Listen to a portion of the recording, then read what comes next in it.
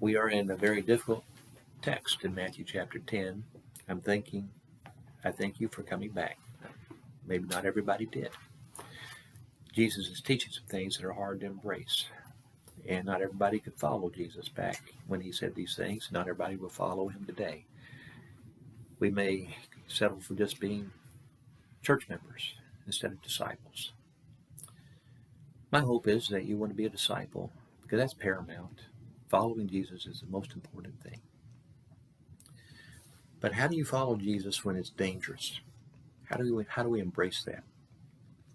Here's one of the things we need to realize. Jesus' teachings is going to surface a conflict that we have with his teachings.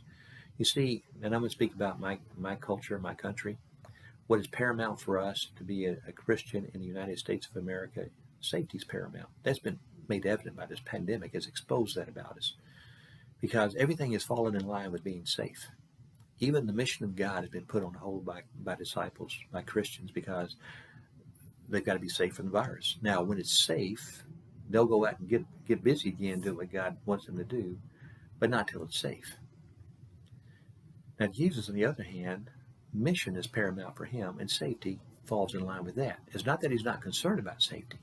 You'll look in Matthew chapter 10, and he'll say to the people, his disciples, when you're being persecuted in one place, flee to another. He is concerned about safety. But you can't always flee the persecution. At some point, you come to a place where you have to decide whether or not you're going to pay the price to be a follower of Jesus and keep on preaching about Jesus, even though it's going to cost you, even if it costs you your life. Will you pay that price or not? Well, the pandemic has exposed this conflict in us, and we have to wrestle with this. How do we get past that? How are we able to embrace this mission, even though it's going to be dangerous, even though it might cost us as much as we got? Jesus will teach in verse 28, he says to those disciples who would face physical persecution at the hands of other people, not a virus, but a people. He said, don't be afraid of those who can kill the body, but not the soul. Rather, be afraid of the one who can destroy both soul and body in hell.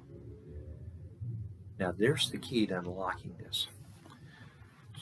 We tend to think about safety and make it paramount because we're focused on the physical, on the body. But Jesus is saying that's not what's paramount. What's paramount is the soul.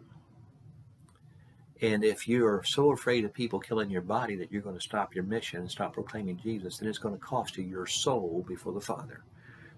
This is the one you don't want to lose, even though it might cost you this. That's Jesus' perspective, and that's what he's passing on in this teaching. That needs to be our perspective, that it's more important to save our soul and continue our mission than it is to save our body. Continue the mission even though it costs you your body. That's what Jesus is teaching. And he'll say, in the following verses, he'll say, are not two sparrows sold for a penny, yet not one of them falls to the ground apart from the will of the Father? And are not even the very hairs of your head numbered?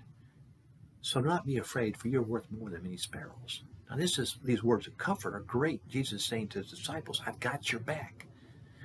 But what we want to interpret that as is Jesus is saying, I'm going to keep you safe physically. But that's not what he's saying. That's not his promise there. That's not how he has the backs of his disciples. You read the following verses, and he'll tell you what he means. Whoever acknowledges me before others, I will also acknowledge before my Father in heaven.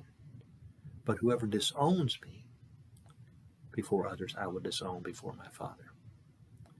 What Jesus is saying is the person who's so concerned about their physical safety that they disown Jesus, he says, I'm going to disown them, and it's going to cost them their soul. But if somebody's going to stand up for me, and it costs them everything, I'm going to stand up for them before my Father, and their soul is going to be safe. See, this is where Jesus is concerned. This is where he promises he's got our back. You and I need to have that same mindset if we're going to be a follower of Jesus, that what is important is not what happens to my body, but what happens to my soul. And because I'm concerned about others, I'm concerned about their souls. So I'm going to go about preaching the kingdom, not just doing good, preaching the kingdom. There are lots of people who want me to do good for them. I don't know anybody who would refuse me going and feeding them a good meal. But there are a lot of people who won't want me talking about Jesus while they're eating that meal. Disciples are not just about doing good. They're about proclaiming the kingdom, even if it costs them. And it will.